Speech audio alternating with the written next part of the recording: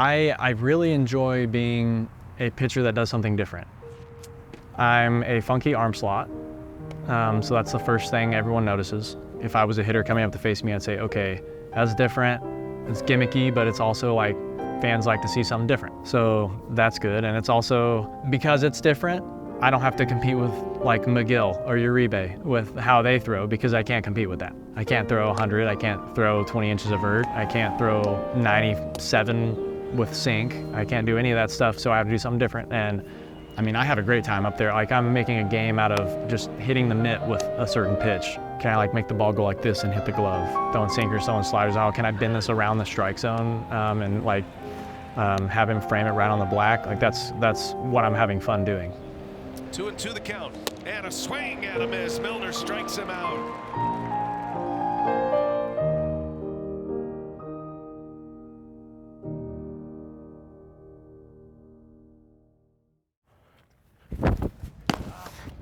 They both missed over that way. Or you're saying Toey on the changeups or the last one we were good. Like okay. Through the ground good. The one before that, you just kind of yeah. Early, just got a little Toey on.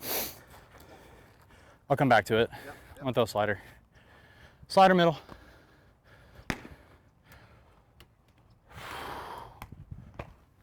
That's what I'm looking for, just a little more. A couple more and I'll be done. 4-seam up and in. I never really saw myself as a guy who was going to be able to make a good living out of being a baseball player. It wasn't until I got to the Brewers and had some success in the big leagues that I was like, okay, maybe I have a shot at, having a real career. The first time I ever pitched, I was probably 8 or 9 years old, I think is when kids start pitching. I was always a little taller than everybody. I threw a little harder than everybody, at my little league at least. And so when I was in college, I was both a starter and a reliever. I wanted to be a starter. That was the goal. I mean, in high school, everyone's a starter. When I was a starter, my anxiety was so high during the day of the start. It was like, I just couldn't eat breakfast, couldn't eat lunch. And then like, I feel like the whole game's riding on me once every 5th day. And once I was relieving, I was like, okay, only one inning for me, or maybe 2 innings or whatever. But you shift your perspective once you're in the bullpen. It's a little easier knowing that like every day could be your day, but you have a chance to bounce back the next day. You know what I mean? Teammates for Hoby Milner give him a nice hand, and fans applauding here. So a nice job here for Hoby Milner today. I was scared like out of my mind my first time pitching in the big leagues. I'd spent 5 or 6 days in the big leagues, in the bullpen without pitching, but when I got called up, I was just like withering away. I was so anxious, couldn't eat. I was like, is my stuff gonna play? Is it not gonna play? Like, am I just gonna give up like 3 or 4 homers and be like, be something on SportsCenter or not?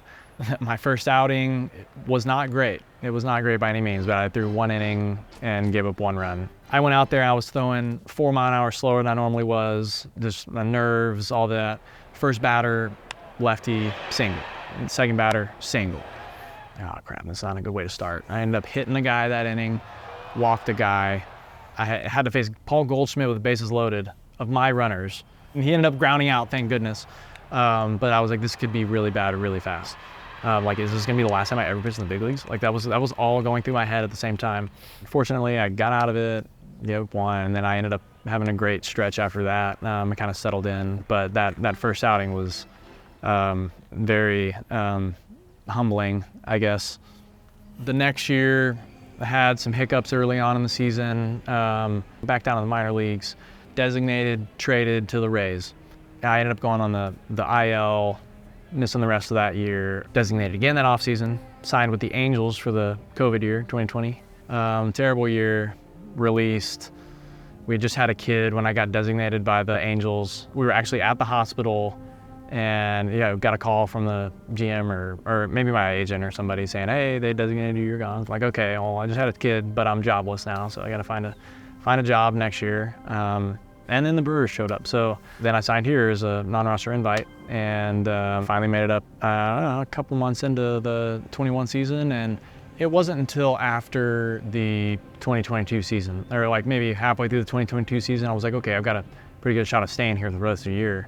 I pitched really well that first month, and we had a couple injuries that kept me up there. And I mean, you could say I just made the most of the opportunity I had. And at the end of that year, I had, solid numbers, and I mean, I was like, all right, I can do it.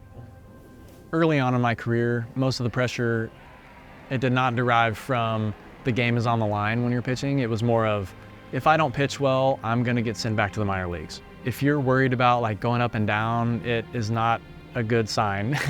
And I've been there for a long time, but that kind of pressure, it feels like life and death. When it comes to, processing all the emotions and the fear of failure, all the anxiety, all that stuff, it took me a long time to figure out the correct way to process this stuff. I've done it all wrong for a while. I mean, having the right mindset is key.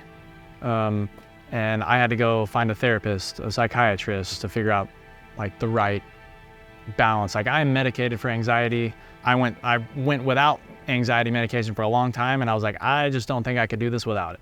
I mean, it keeps me level, and it keeps me just like able to, I don't know, sift out all the what ifs and the negativity, and even like the highs and lows, like in the good stuff. Like, I can just kind of like, it doesn't matter. I'm just here to do this, and then I'll go home to my family. Are you making a shape? No more room.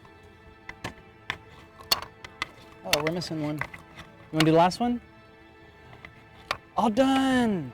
Let's go. We're gonna get some food. Threw this guy a slider right down the middle with 2 strikes, 2 guys on. Single rat.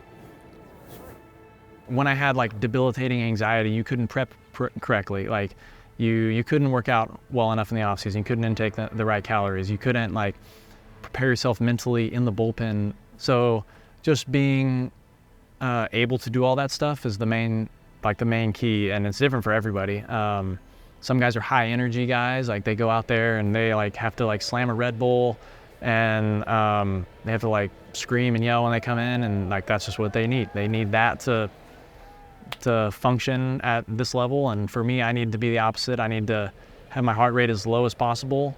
As you can tell, I'm never out there like celebrating. I'm never out there like throwing my glove either. I'm kind of as even as can be, and that's just how I can manage all the pressure and whatever. I just keep it the same every day.